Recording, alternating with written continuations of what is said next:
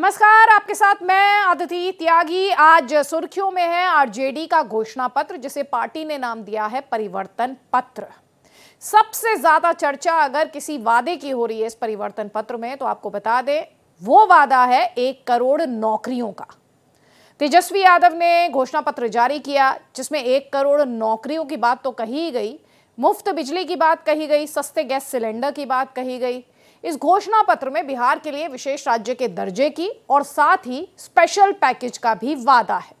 इस घोषणा पत्र के आते ही, जिसे आरजेडी ने नाम दिया परिवर्तन पत्र, सियासत गरमाई। बिहार के डिप्टी सीएम सम्राट चौधरी ने आरजेडी के घोषणा पत्र को लेकर कहा कि लालू प्रसाद के परिवार ने यह नहीं बताया कि 1 करोड़ लोगों को रोजगार देने के नाम पर वो कितनी जमीन लेंगे, और साथ ही आरोप लगाया कि लालू यादव का पूरा परिवार भ्रष्टाचारी कर सकता है। और उन्होंने आशंका जता दी कि इस 1 करोड़ नौकरियों के वादे के माध्यम से युवाओं को सपना दिखाकर दरअसल उनकी जमीन अपने नाम लिखवाने की तैयारी में आरजेडी है। वहीं प्रधानमंत्री मोदी 14 अप्रैल को बीजेपी का घोषणा पत्र जारी कर सकते हैं, यानी कल। इस सिलसिले में बीजेपी अध्यक्ष जेपी नड्डा, गृह मंत्री अमित शाह, रक्षा मंत्री राजनाथ सिंह समेत कई बड़े नेता मौजूद रहेंगे। पार्टी के सोर्सेज ये भी कहते हैं कि बीजेपी का घोषणा पत्र विकास, जो कि बीजेपी का नारा भी रहा है, समृद्ध भारत, विकसित भारत की बात भारत बार बार प्रधानमंत्री कर रहे हैं। महिलाओं, युवाओं, गरीबों और किसानों को लेकर आप जानते हैं प्रधानमंत्री काफी वोकल रहे हैं, और इन्हीं सब का जिक्र बीजेपी के संकल्प पत्र में हो सकता है, ये कहा जा रहा है। लेकिन आरजेडी के घोषणा पत्र को लेकर जो सवाल उठ रहे हैं, वो सवाल ये भी है कि जब आरजेडी का शासन था बिहार में, तब कितने रोजगार मुहैया कराए गए। और जैसे कि आपने यहाँ पर बीजेपी के सम्राट चौधरी के स्टेटमेंट भी सुना, बताया मैंने आपको कि वो कह रहे हैं कि कितनी जमीन लिखवा लेंगे अपने नाम रोजगार के नाम पर।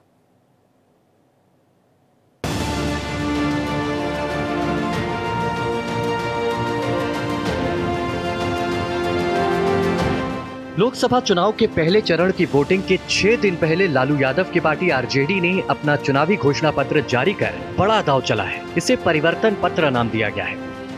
घोषणा पत्र में 24 जन वचन का ऐलान किया गया है। आरजेडी नेता तेजस्वी यादव ने घोषणा पत्र जारी किया, जिसमें 1 करोड़ सरकारी नौकरी, मुफ्त बिजली, सस्ते गैस सिलेंडर जैसे लोक लुभावन वादों की झड़ी लगाई गई है। घोषणा पत्र में बिहार को विशेष राज्य का दर्जा और स्पेशल पैकेज दिलाने का भी वादा किया गया। परिवर्तन पत्र के जरिए 24 जन वचन, यानी 24 का चुनाव और 24 जन वचन हम लोग लाए हैं।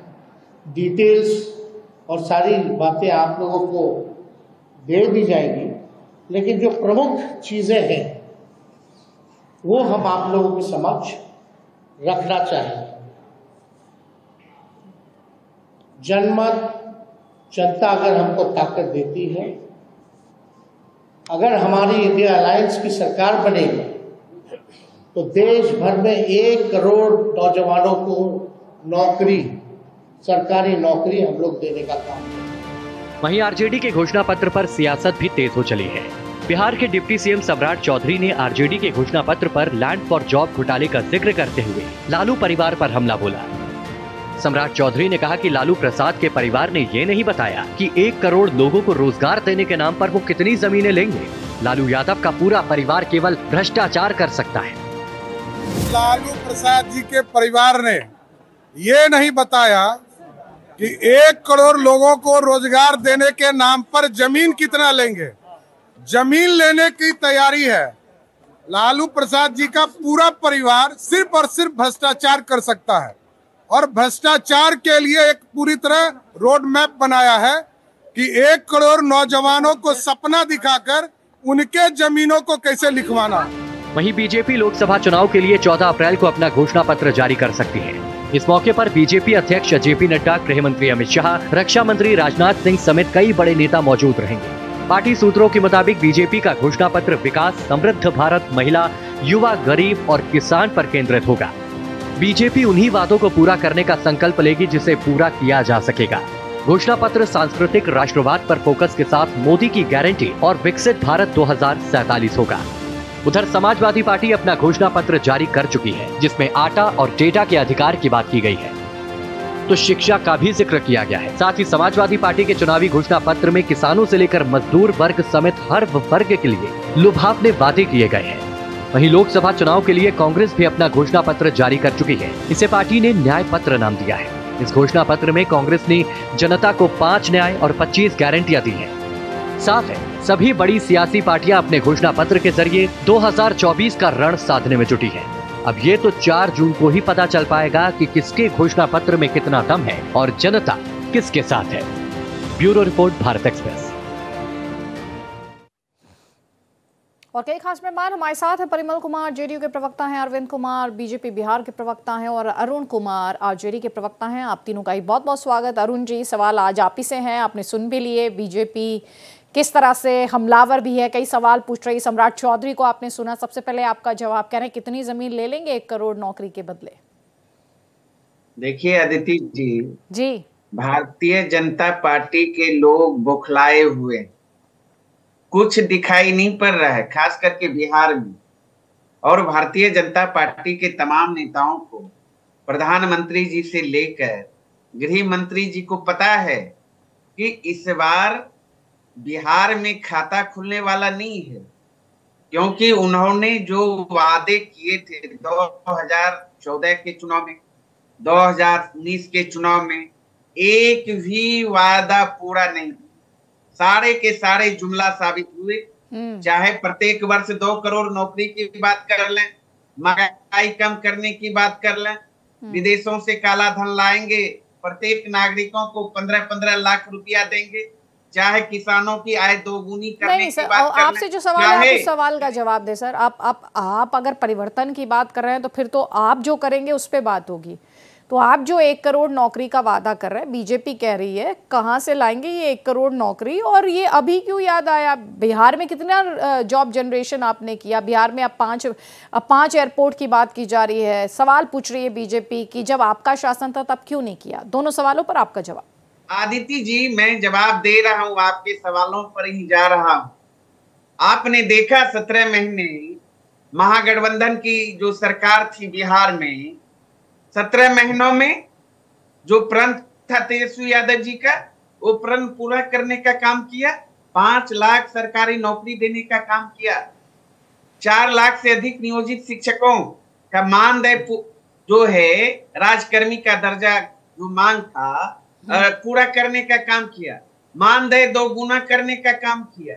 अनेकों काम हम करने का काम यहाँ बिहार में किया है। और जिस काम को लेकर हम जनता के बीच भी जा रहे हैं, और जनता का भी अपार जन समर्थन मिल रहा है तेजस्वी यादव जी को, उनका विश्वास भी जीतने का काम किया है बिहार की जनता। ठीक है, जवाब लीजिए बीजेपी से। और भरोसा भी बढ़ा है।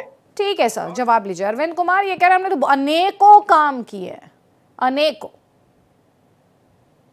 अदिति जी, पहला सबसे बड़ा जुमला, सबसे बड़ा झूठ अभी आपके चैनल के माध्यम से आरजेडी के प्रवक्ता कह रहे थे कि बिहार में इनका खाता नहीं खुलेगा। अब इससे बड़ा जुमला क्या हो सकता है? अरे जनता को हमेशा झांसे में क्यों रखना चाहते हैं? चलिए, इनकी कितनी सीट आएंगी आप ये बताइए। खाता आपका था क्या? खुला था पिछले चुनाव में, लोकसभा में? एक भी लोकसभा में आपके कैंडिडेट थे? खैर, देखिए, लोक लुभावने जो आप जनता से घोषणा कर रहे हैं, अब जनता इस झांसे में नहीं आने वाली है। देखिए, देश में एक स्थायित्व सरकार चाहिए और आप सरकार में नहीं आने जा रहे। आपको पता है कि आप कितने सीट पर लड़ रहे हैं कि सरकार में आ जाएगा। ये राष्ट्रीय जनता दल की घोषणा है। सरकार में आप नहीं आने जा रहे हैं। जनता आपको, आज ही मैं इस चैनल के माध्यम से कह रहा हूं कि जनता नाकार चुकी है और रिजल्ट आएगा तो आप देखिएगा। आप किस रूप में देखिए, देश विकास होगा। सरकारी नौकरी, कितनी नौकरी हमको ये बता पाएंगे? अगर सरकारी नौकरी में आप नौकरी दे पाए तो अगर गरीबों का ही, पिछड़ों का ही, कितने लोगों को आप नौकरी दे पाएंगे? सरकारी में कितने लोग? 1%, 2% आ पाएंगे? गरीबी की जो स्थिति, जिस रूप में हमारे मोदी का विजन के अनुसार जिस रूप में आज गरीब आगे बढ़ रहा है, पर कैपिटा इनकम उनकी बढ़ रही है, उनको जिस तरह अंतिम व्यक्ति का उदय का एक खाका बनाकर मोदी सरकार चल रही है कि ओवरऑल डेवलपमेंट कैसे हो, कैसे विकास हो, रोजगार के हर क्षेत्र में अवसर कैसे बढ़े, उस पर फोकस करना है। इनका सिर्फ अदिति जी एक मुद्दा है कि पुनः जातीय उन्माद फैलाकर गरीबों में भ्रम की स्थिति पैदा कर 2-4% वोट हम ले लें, इससे ज्यादा इनका कोई विजन नहीं है। जवाब लीजिए। अरुण जी ये कह रहे हैं जातीय उन्माद फैलाना चाहते हैं आप, और जीतन राम मांझी कह रहे हैं कि विपक्षी गठबंधन के लिए, इंडिया अलायंस के लिए तो कोई जगह है नहीं बिहार में। वो तो ये भी कह रहे हैं प्रधानमंत्री मोदी और नीतीश कुमार की लहर चल रही है। देखिए आदिति जी, जाति और धर्म के नाम पे कौन राजनीति कर रहे हैं पूरा देश जानता है। धर्म फैलाने की राजनीति, नफरत फैलाने की राजनीति भारतीय जनता पार्टी करती है, और हम तो मुद्दे की राजनीति करते हैं। हमारे नेता आदरणीय तेजस्वी यादव जी मुद्दे की राजनीति करते हैं। हर सभा में उनके स्पीच को सुन लीजिए। हम तो जनता की बात कर रहे हैं, चाहे 2020 के विधानसभा चुनाव की बात कर लें, चाहे अभी भी हम जा रहे हैं जनता के बीच तो जन मुद्दों को उठा रहे हैं और केंद्र सरकार से सवाल पूछ रहे हैं। लगातार प्रधानमंत्री जी का 2 चुनावी दौरा हुआ बिहार में, दोनों दिन हमारे नेता तेजस्वी यादव जी ने 10-10 सवाल पूछने का काम किया। पूछा गया, आप बताइए केंद्र सरकार ने सेना में कितनी नौकरियां नौजवानों को दिया, रेल में कितनी नौकरियां दिया। बिहार ने 39 सीट देने का काम किया था 2019 के चुनाव में। आपने बिहार को क्या दिया? क्या बिहार को विशेष राज्य का दर्जा दिया? क्या पटना यूनिवर्सिटी को केंद्रीय? ठीक है सर, लेकिन जो आपसे सवाल है वो सवाल है 1 करोड़ नौकरी आप लाएंगे कहां से, ये सवाल है सरकारी नौकरी। उस सवाल का जवाब आप दे नहीं रहे। आप परिमल कुमार को सुन लीजिए। ठीक है सर, आप प्लीज आगे मंच दूंगी मैं आपको। Please sir, please to the point बात करेंगे। परिमल कुमार, देखिए जो परिवर्तन पत्र के नाम से तेजस्वी जी ने आज घोषित किया है, किस चीज का परिवर्तन चाहते हैं? जैसे 2005 में हमारे आदरणीय नेता ने जंगल राज से परिवर्तन करके सुशासन की स्थापना किया और उनके मार्गदर्शन में या उन्होंने जिस तरह शिक्षा का विकास किया, लोग शिक्षित हुए, राजनीतिक चेतना का विकास हुआ, लोग जागृत हो चुके हैं। अब तो वो फिर सुशासन से जंगल राज की ओर परिवर्तन नहीं चाहेंगे। जहां तक तेजस्वी यादव के मुख्य प्रश्न है, एक मुहावरा है ना, मुझे भी लाल के सपने, एक चैनल भी चलाते, एक चैनल जो सोरी एंटरटेनमेंट पर इस सीरियल भी चली थी, तो वो जस्ट आप समझिए, आप इमेजिन करें कि जिस पार्टी को बिहार की जनता ने 2020 के चुनाव में क्लीन बोल्ड किया था और अभी आगे की उसकी कोई संभावना नहीं। संभावना का कारण भी देखिए, संभावना का कोई लॉजिकल रीजन होना चाहिए। इन्होंने बार बार ये गलत बोलते हैं। देखिए, मैं पूरी बात रोजगार पर भी कर दूं कि जो बिहार में रोजगार उपलब्ध कराए गए युवाओं को, तो जैसे ही हमारे आदरणीय नेता नीतीश कुमार सत्ता में आए, उन्होंने 7 रिश्ते पार्ट फर्स्ट और इम्प्लीमेंट किया, जिसमें रोजगार एक महत्वपूर्ण मुद्दा रहा और उसी के तहत बिहार सरकार लगातार युवाओं को रोजगार प्रदान करती है, उपलब्ध कराती है। हम लोग तेजस्वी यादव जो बेरोजगार है, हमारे आदरणीय नेता ने प्रयास किया कि भाई इनको भी किसी तरह सुशासन में शामिल किया जाए, लेकिन नेचर और सिग्नेचर तो बदलता नहीं है, क्योंकि इनके जो कल्चर है वो जंगल राज के हैं। हम लोगों ने इनको मौका दिया, लेकिन यहाँ भी ठीक है। चलिए, आप जंगल राज की बात कर रहे हैं, लेकिन तेजस्वी यादव कैसे विकास की बात कर रहे हैं, कुछ पॉलिटिकल रिएक्शंस दिखाते हैं जरा दर्शकों को।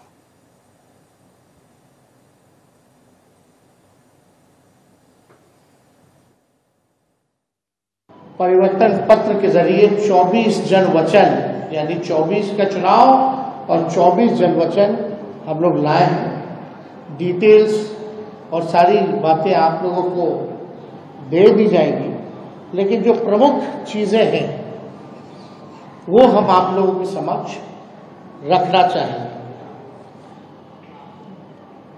जनमत, जनता अगर हमको ताकत देती है, अगर हमारी इंडिया अलायंस की सरकार बनेगी तो देश भर में 1 करोड़ नौजवानों को नौकरी, सरकारी नौकरी हम लोग देने का काम करेंगे। लालू प्रसाद जी के परिवार ने ये नहीं बताया कि 1 करोड़ लोगों को रोजगार देने के नाम पर जमीन कितना लेंगे। जमीन लेने की तैयारी है। लालू प्रसाद जी का पूरा परिवार सिर्फ और सिर्फ भ्रष्टाचार कर सकता है, और भ्रष्टाचार के लिए एक पूरी तरह रोड मैप बनाया है कि 1 करोड़ नौजवानों को सपना दिखाकर उनके जमीनों को कैसे लिखवाना। ये पूरे देश में चर्चा का विषय बन गया और तेजस्वी यादव जी ने ये जो परिवर्तन पत्र, वचन पत्र आज जारी किया है, तेजस्वी यादव जी का वचन कैसे पूरा होता है देश दुनिया ने बिहार के साथ साथ देखा है। तेजस्वी यादव जी ने 17 महीने में वो कर दिखाया, जो वादा किया था उसे पूरा किया। जो 2020 में कमिटमेंट किया, इस बार जो वादा किया है वो भी पूरा होगा। 15 अगस्त को देश को बेरोजगारी से चाहिए आज़ादी। बिहार को विशेष राज्य का दर्जा मिलेगा। रक्षाबंधन में 1 लाख रुपया माताओं बहनों को मिलेगा। युवा आयोग बनेगा।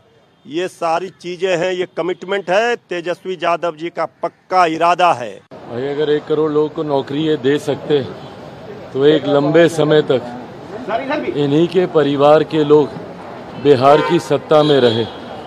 और उस वक्त कैसे नौकरियां बांटी गईं ये हम में से किसी को बताने की ज़रूरत नहीं है।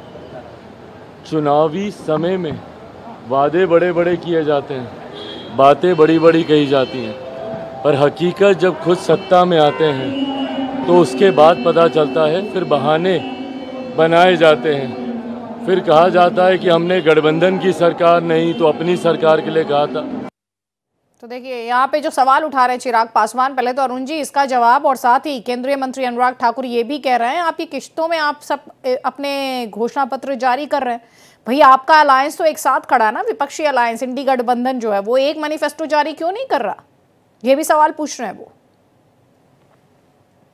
देखिए आदित्य जी, ये तो भारतीय जनता पार्टी एनडीए को बताना चाहिए, सरकार में है, सत्ता में है, अभी तक घोषणा पत्र जारी नहीं कर पाए।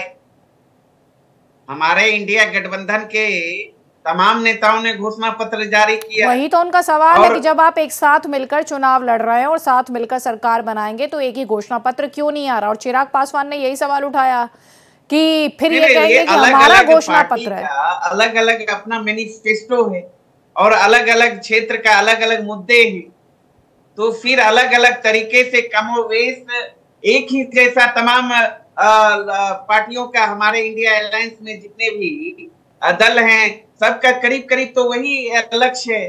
तो आप खुद ही कह रहे हैं जब सबका करीब एक ही है तो एक ही मैनिफेस्टो ले आते ना। महिलाओं को गैस सिलेंडर, लोकसभा का चुनाव है तो क्या अलग अलग राज्यों में केंद्रीय सरकार बनेगी? बड़ा अजीब आपका मसला है भाई। ये केंद्र सरकार का चुनाव है, भारत सरकार का चुनाव है, लोकसभा का चुनाव है और अलग अलग राज्यों के अलग अलग लोग घोषणा पत्र, ऐसा होता है क्या? क्या क्षेत्रीय जो मुद्दे होते हैं? अरे इंडी गठबंधन बना है पूरे राष्ट्र के लिए। क्षेत्रीय मुद्दे कौन? अरुण जी राष्ट्र के लिए बना है ना, लोकसभा चुनाव के लिए आप आए थे ना, तो एक साथ घोषणा पत्र जारी कीजिए। आरजेडी तो आपके बिहार तक लिमिट है, बिहार में भी सारी सीटों पे नहीं लड़ रही है, बिहार में भी कई पार्टियां आपके साथ है। 2004 में हम नहीं लड़े थे क्या? क्या भूमिका था यूपीए गठबंधन में हमारा? कांग्रेस के बाद हम थे सबसे बड़ी पार्टी। एक सेकेंड परिमल जी, अरविंद जी एक second please sir. Arun ji सवाल जो उठ रहा है, जो बीजेपी और आपके विरोधी उठा रहे हैं, वो सवाल ये है जब सरकार बनाएगा तो अलायंस साथ ही बनाएगा सरकार, अलग अलग तो आप बनाने की स्थिति में आएंगे नहीं। वो कह रहे हैं आप बिहार में ही तो चुनाव लड़ेंगे, आप पैन इंडिया कैसे इतनी सीटें जीतेंगे कि लोकसभा में आप अपने बूते सरकार बना लेना, आप उतनी सीटों पे लड़ेंगे। अब इनका सवाल ये है कि आप एक ही मैनिफेस्टो क्यों नहीं ले आए जब आप सीट शेयरिंग के फॉर्मूले पर लड़ रहे हैं? एक ही मैनिफेस्टो, एक सेकंड परिमल जी, मैं अरुण जी से सवाल पूछ रही हूँ सर प्लीज। उतरेंगे, आपको हमने दिखाया ना, यहाँ महागठबंधन की सरकार थी बिहार में, नीतीश जी हमारे साथ आए, तो वो तो मेरा मैनिफेस्टो नहीं था, लेकिन मैनिफेस्टो जो था सरकार में आने के बाद हमारे नेता ने कर दिखाया। कैसे पूरा होता है वो हम जानते हैं, नौकरी देना जानते हैं, जनहित में काम करना जानते हैं। मतलब या तो समझ नहीं रहे या सवाल का जवाब आपके पास नहीं है। मैं कह रही हूं आप सबने मिलके, जो बीजेपी का सवाल है आपसे वो ये है कि आपने मिलकर एक घोषणा पत्र जारी क्यों नहीं किया, पहला। दूसरा, जब आप 1 करोड़ सरकारी नौकरी की बात करते हैं तो ये नौकरियां कहां से आएंगी, ये तो जनता भी जानना चाहेगी ना आपसे। बिल्कुल बिल्कुल क्रिएट करेंगे। 30 लाख पद तो रिक्त पड़े हुए हैं केंद्र सरकार में, जो कि भारतीय जनता पार्टी भर नहीं पाई। तो 1 करोड़ खाली पद हैं आपके हिसाब से सरकारी नौकरियों में? 1 करोड़ 30 लाख और सर 30 लाख और सरकारी नौकरी करेंगे क्या? काम करने के लिए, नौकरी पैदा करने के लिए इच्छा शक्ति चाहिए। हमने करके दिखाया ना बिहार में। आप खुद ही कह रहे हैं आपके मुताबिक 30 लाख आदित्य जी रिक्त पद। अरुण जी सुनिए प्लीज। आदित्य जी, नीतीश जी भी कहा करते थे, जब आदरणीय तेजस्वी यादव जी ने 2020 के बिहार विधानसभा चुनाव में कहा हम 10 लाख नौकरी देंगे, तो नीतीश जी कहे कहां से देंगे नौकरी, कहां से आएगा पैसा, ऊपर से लाएंगे। तो हमने कर दिखाया ना। मैं आपसे सेंटर के लेवल पर पूछ रही हूँ सर, और अभी आप ये कह रहे हैं, सुनिए मेरी बात ध्यान से सर, परिमल जी ये कह रहे हैं हमें तो नीतीश जी भी सवाल पूछते थे जब हम गठबंधन की सरकार चला रहे थे तो हमने कर दिखाया। ये कह रहे हैं इनका दावा है 10 लाख नौकरियां इन्होंने दे दी बिहार में। इनके जवाब दे दूं मैं, अगर ये शिक्षक नौकरी की अपना श्रेय लेना चाहते हैं तो आप क्या थे सरकार में? न आप शिक्षा मंत्री थे, न मुख्यमंत्री थे। मुख्यमंत्री का कोई कंट्रीब्यूशन नहीं है, शिक्षा मंत्री का कोई कंट्रीब्यूशन नहीं है। आप डिप्टी सीएम बन गए और श्रेय लेना चाहेंगे, ऐसा थोड़े होता है। अरे नीतीश कुमार मुख्यमंत्री थे, उनके मुख्यमंत्री का शिक्षा विभाग में बहालियां हुई। आप 10 लाख का टारगेट कभी पूरा नहीं कर सकते थे, इसलिए कि नौकरियों का सृजन कहाँ से करेंगे? आपके पास किस विभाग में है? आपने 1 करोड़ नौकरी देने के लिए आपके कौन सा ऐसा मेथड है जो आपने एडॉप्ट किया है, सर्वे किया है पूरे हिंदुस्तान में कि 1 करोड़ 30 लाख नौकरी देंगे और 70 लाख का सृजन करेंगे? अभी आपने किस आधार पर किया? अरे अरुण जी, अभी आपका बेस क्या है? आप जनता को बता पाएंगे? आप हमें बता पाएंगे? केवल घोषणा मत कीजिए है, आप इतना तो बता दीजिए कि तेजस्वी जी कितने संपत्ति के अभी तक मालिक हो गए। कितने लोगों की जमीन ले ली, ये आप बता दीजिए, ज्यादा अच्छा रहेगा। संपत्ति के कैसे मालिक हो गए? परिमल जी की आवाज प्लीज। जी मैं बताऊं एक बात की, जिस समय बिहार सरकार शिक्षकों की नियुक्ति कर रहे थे उस समय वो राजद कोटे से आने वाले जो चंद्रशेखर थे शिक्षा मंत्री, वो रामचरितमानस और माँ सरस्वती और माँ दुर्गे को कोसने का काम कर रहे थे। उन्होंने रामचरितमानस को पोटेशियम साइनाइड से तुलना कर रहे थे। उनकी मंशा कहाँ थी? वो तो ऑफिस से गायब रहते थे। उनकी रुचि कभी भी न तो बेहतर शिक्षा नहीं है। इनका क्लेम ये है कि 10 लाख नौकरियां इन्होंने क्रिएट की। इसका जवाब या तो हाँ है या तो ना है, या डेटा के साथ छेड़छाड़। जो भी रिक्रूटमेंट किए गए ना, वो हमारे जो अब प्रधान सचिव थे के पाठक से सिग्नेचर थे, शिक्षा मंत्री तो गायब रहते थे। ये तो हिंदू देवी देवताओं को कोसने का काम किया करते थे, कुछ फुर्सत काम थी। ऐसे भी राजद अपरिपक्व है, अव्यावहारिक है, और वो समझती है कि बिहार की जनता ने उन्हें पूर्ण करेगा था। मैं उदाहरण के लिए दे दूं कि ये जो राजद की जो पार्टी है वो तो माई समीकरण के आधार पर, अब तो तेजस्वी यादव माई बाप भाई बहन है ना, पिता पुत्र की बातें वाली वह पार्टी हो गई है। एक महत्वपूर्ण उदाहरण दे दूं, ये किसी के साथ ये न्याय नहीं करते। ये यह कहते हैं कि मुस्लिम और यादव बंधुओं के गठजोड़ ही यादव का ये आरजेडी का मुख्य फोकस पॉइंट रहा है। मैं बता दूं कि जो हमारे आदरणीय नेता नीतीश कुमार ने जाति आधारित गणना करवाया था, उसमें बिहार में यादवों की संख्या 1 करोड़ 86 लाख लगभग है, ठीक है ना।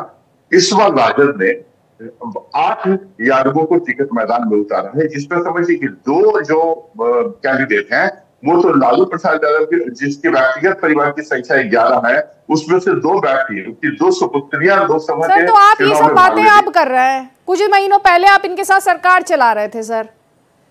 आपकी भी इनके साथ कभी अनबन रहती है, कभी दोस्ती हो जाती है, तो इसीलिए तो जनता कंफ्यूज रहती है ना, और आप लोगों पर सब पे सवाल उठाती है। चलिए मेरे पास वक्त का अभाव है, बहुत बहुत शुक्रिया।